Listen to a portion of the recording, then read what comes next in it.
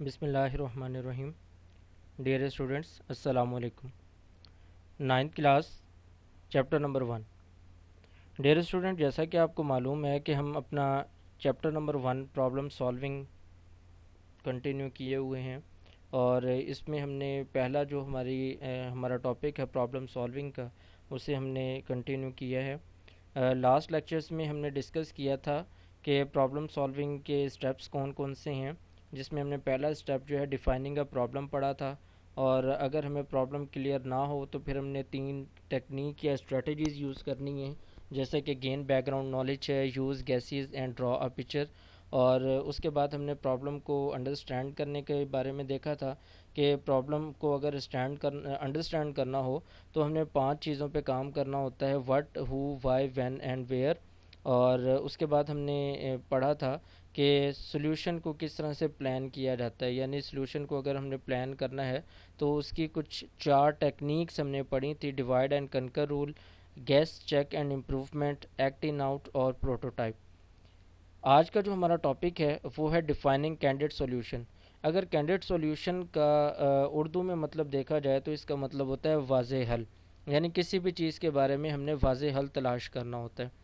اور some time ایسے ہوتا ہے کہ ہم گیس یوز کر رہے ہوتے ہیں, جیسے فرض کریں کہ آپ نے کلاس کے اندر یہ دیکھنا ہے کہ کتنے اسٹوڈنٹ ہیں جو کرکٹ کھیل سکتے ہیں, تو آپ کو فوری پتہ لگ جائے گا کہ 20 بچوں کی کلاس ہے تو کوئی 5 7 6 بچے جو ہیں وہ کرکٹ کھیلنے والے ہیں.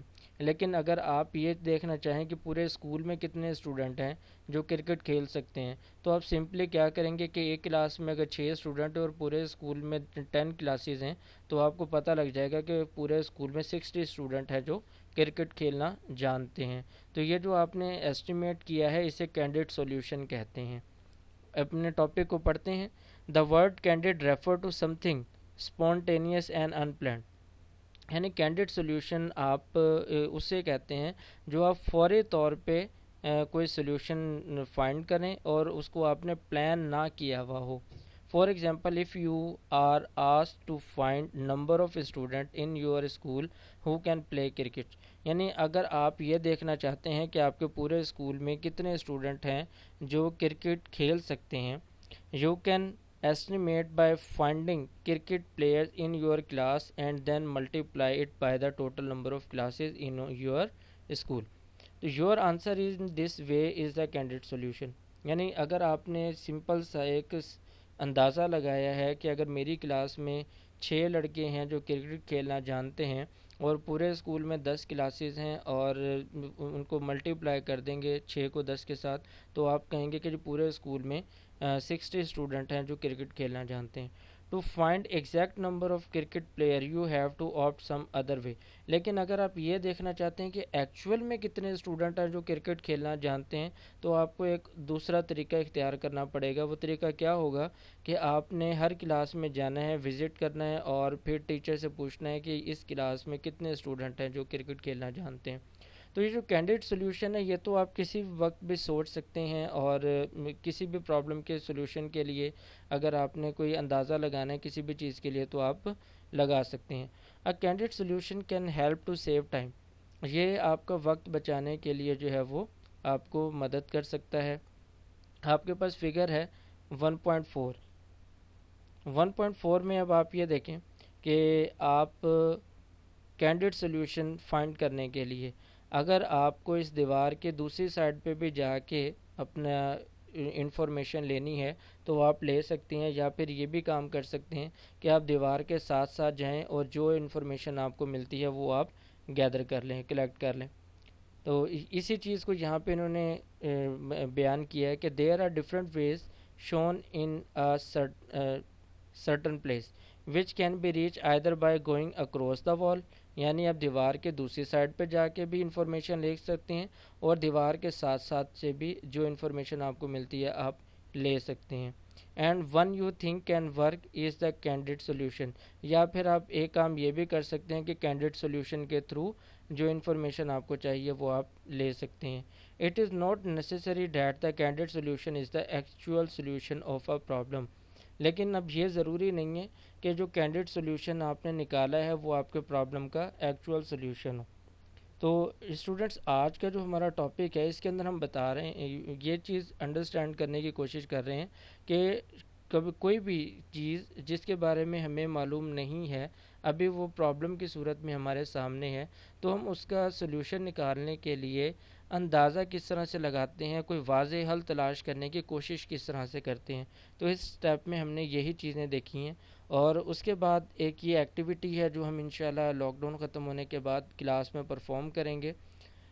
اس کے بعد ہمارا جو لاسٹ پوائنٹ ہے اس کے اندر وہ ہے selecting the best solution. Obviously ہمارے پاس کافی سارے جو سلوشن ہوتے ہیں کسی بھی پرابلم کو سولو کرنے کے لیے۔ اب وہ کون سا پرابلم ہے جو ہمارے لیے بیسٹ ہے، یعنی جو ہمارا ٹائم بھی سیو کرے، ہمارے پیسے بھی بچائے، اور ہمیں بہترین جو ہے وہ بہترین طریقے سے فیسیلیٹیٹ بھی کر رہا ہو۔ تو اپنا یہ لاسٹ پوائنٹ ہے، اس کو ڈسکس کرتے ہیں، selecting the best solution. Sometimes we find more than one solutions of a problem and select the best one among them۔ یعنی بعض اوقات ہم ایک پرابلم کو جو ہے وہ کئی سلوشن ہمارے سامنے ہوتے ہیں، اور ہم نے ان میں سے جو بہترین سلوشن ہے اس کو سلیکٹ کرنا ہوتا ہے۔ For example assume that name of all students in your school are available on the website and you are asked to search a particular name۔ یعنی آپ کے اسکول کے تمام بچوں کے جو نام ہیں وہ آپ کے اسکول کی ویب سائٹ پہ موجود ہیں، اور آپ کو ایک نام، یعنی فرض کر لیں احمد اسٹوڈنٹ کا نام ہے، اور وہ آپ کو ڈھونڈنے کے لیے کہا جا رہا ہے۔ تو you can solve this research problem by either of the following method. اب آپ اس ریسرچ کو کس طرح سے فائنڈ آؤٹ کر سکیں گے؟ اب آپ کے پاس چار طریقے ہیں۔ پہلا طریقہ تو یہ ہے کہ آپ ایک ایک نام دیکھتے جائیں ویب سائٹ پہ، اور اس وقت تک ڈھونڈتے رہیں جب تک آپ کو احمد لڑکے کا نام مل نہ جائے، ٹھیک ہے؟ یہ ایک ایسا طریقہ کار ہے جس کے اندر آپ کو بہت زیادہ ٹائم کنزیوم ہو جائے گا۔ دوسرا طریقہ کار یہ ہے کہ آپ ایک پرنٹ آؤٹ نکال لیں کمپیوٹر میں سے، اور جو ریکوائرڈ نیم ہے اس کو ڈھونڈ لیں۔ تیسرا ہے کہ آپ نام جو ہے وہ کاپی کریں، سارے جتنے بھی آپ کے اسکول کے اسٹوڈنٹس کے نام ہیں ان کو ایکسل شیٹ میں ڈال دیں۔ ایکسل شیٹ میں ڈالنے کے بعد ان کو الفابیٹیکلی جو ہے وہ سارٹ آؤٹ کر لیں، اور اس کے بعد جو ہے وہ آپ اپنے نام پہ چلے جائیں، یعنی جو نام احمد آپ نے ڈھونڈنا ہے آپ وہ ڈھونڈ لیں۔ یہاں پر سمپل طریقہ یہ ہے کہ جہاں پہ براؤزر میں آپ کے پاس سارے بچوں کی لسٹ ہے، وہاں پہ آپ کنٹرول ایف پریس کریں، احمد لکھیں، آپ کے سامنے احمد نام کے جتنے بھی اسٹوڈنٹ ہوں گے وہ آپ کے سامنے آٹومیٹیکلی آ جائیں گے۔ تو یہ جو فورتھ اسٹیپ ہے یہ بالکل ہی ہمارے لیے بیسٹ سولوشن تھا، جو ہمارا ٹائم بھی بچا رہا ہے اور ہمارا جو ہے وہ کام بھی جلدی ہو رہا ہے۔ There can be other solution as well, اور بھی سولوشن ہو سکتے ہیں۔ Now we can identify a solution that has less number of steps or that seem more effective based on some criteria۔ یعنی وہ سلوشن ہم نے دیکھنا ہے جو ہمارے لیے ایزی بھی ہو اور افیکٹو بھی ہو۔